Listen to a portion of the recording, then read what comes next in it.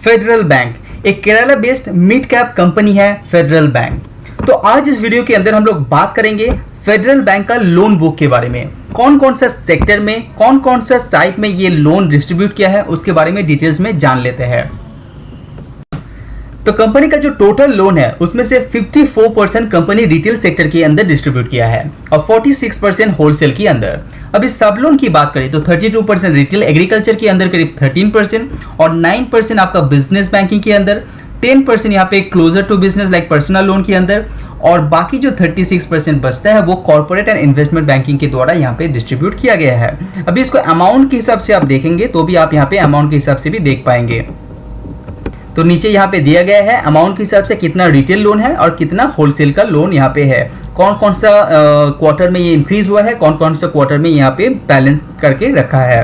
अभी जो retail loan है, रिटेल लोन के अंदर बहुत सारा कैटेगरी होता है, वो भी इसमें एग्रीकल्चर और जो बिजनेस बैंकिंग है वो इसके अंदर नहीं आता है। तो रिटेल लोन की बात करें उसके अंदर हाउसिंग होता है, लोन अगेंस्ट प्रॉपर्टी भी होता है, ऑटो लोन होता है, पर्सनल लोन होता है। तो उसके अंदर बात करें तो यहाँ पे देख पा रहे हैं किस तरह से आपका हाउसिंग लोन, हाउसिंग जो लोन है वो इंक्रीज यहाँ पे होते हुए दिखाई दे रहे हैं। यहाँ पे आप जितना अमाउंट देख रहे हैं ये करोड़ के हिसाब से दिया गया है। तो क्वार्टर टू फाइनेंशियल ईयर 2021 में जिस तरह यहाँ पे हाउसिंग लोन डिस्ट्रीब्यूट किया है वो इंप्रूव होते हुए अभी दिखाई दे रहा है 20,824 करोड़।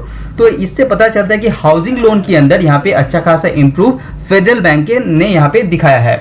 उसी तरह से जो लोन अगेंस्ट प्रॉपर्टी है उसके अंदर भी आप यहाँ पे देख पा रहे हैं। उसके बाद ऑटो लोन है वो भी आप यहाँ पे देख पा रहे हैं, पर्सनल लोन, अदर्स। तो टोटल यहाँ पे लोन को डिस्ट्रीब्यूट किया गया है रिटेल लोन को। अभी जो ऊपर बाकी दो लोन के बारे में बात किया, जो एग्रीकल्चर लोन है और बिजनेस बैंकिंग का लोन है, उसमें भी आप यहाँ पे अमाउंट के हिसाब से ग्रोथ देख पाएंगे। टोटल नीचे यहाँ पे रिटेल बैंकिंग का ग्रोथ है, यहाँ पे जो 39,000 हुआ करता था, 39,000 करोड़ का हुआ करता था क्वार्टर 1 2021 में, वो करीब 44,000 करोड़ तक यहाँ पे पहुंच गया है। तो उस तरह से यहाँ पे एग्रीकल्चर जो लोन है उसमें भी यहाँ पे अच्छा खासा ग्रोथ आपको दिखाई दे रहा है, क्वार्टर टू क्वार्टर बेसिस भी। इवन जो लास्ट ईयर क्वार्टर है उसमें भी कंपेयर करेंगे तो वहां पे भी ग्रोथ यहाँ पे दिखाई दे रहा है। अभी बिजनेस बैंकिंग के अंदर भी यहाँ पे ग्रोथ है। तो सारे जो लोन कैटेगरी है, लोन का सेक्टर है, हर तरह से कंपनी में यहाँ पे ग्रोथ दर्ज किया है लोन कैटेगरी के अंदर। तो अभी बात करते हैं कि फेडरल बैंक का जो दूसरा बिजनेस है गोल्ड लोन। गोल्ड लोन से ऊपर कंपनी बहुत ही बढ़िया कामकाज कर रहे हैं, आप यहाँ पे स्क्रीन में देख पाएंगे।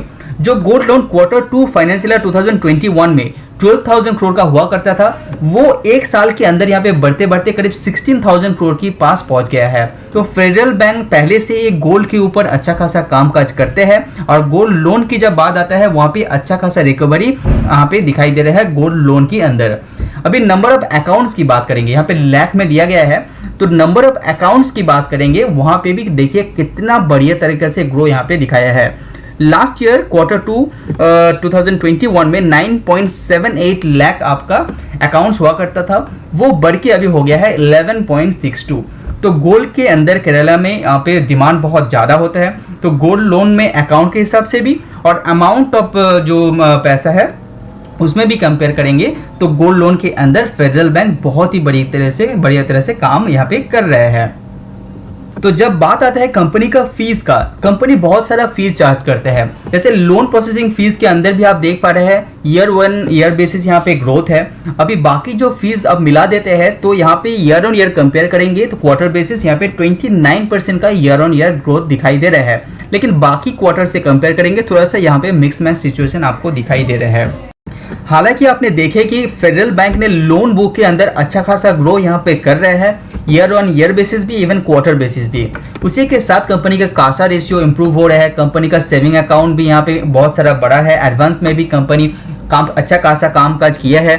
लेकिन एक बात इसमें चौंकाने वाला है कि कंपनी का जो ब्रांचेस है वहाँ पे कोई भी इंक्रीज यहाँ पे दिखाई नहीं दे रहे हैं। तो लास्ट ईयर जो 1272 ब्रांचेस हुआ करता था अभी भी उतना ही ब्रांचेस यहाँ पे है।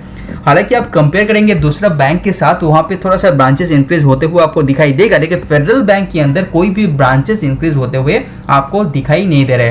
तो इस बात को भी आपको ध्यान में रखना चाहिए। ब्रांचेस जब नहीं ओपन होता है नया तो जो ग्रोथ का पॉसिबिलिटी है वो थोड़ा सा डाउनग्रेड हो जाता है। तो आपको इसके ऊपर ध्यान रखना चाहिए। अगर आपके पास फेडरल बैंक है तो नेक्स्ट क्वार्टर में आपको देखना चाहिए कि इसमें कोई भी ब्रांचेस खोलने का अपॉर्चुनिटी आपको दिखाई दे रहा है या नहीं। और लोन बुक को भी आपको ध्यान में रखना चाहिए और इसके ऊपर एनपीए का भी आपको एनालाइज थोड़ा सा करना चाहिए। उसके बाद ही आपको निवेश करने के लिए सोचना चाहिए। नया निवेश की मैं बात कर रहा हूँ। तो आज वीडियो में इतना ही। सी यू ऑन नेक्स्ट वीडियो। अगर आपको मेरा वीडियो पसंद आ रहा है तो लाइक एंड सब्सक्राइब कीजिए।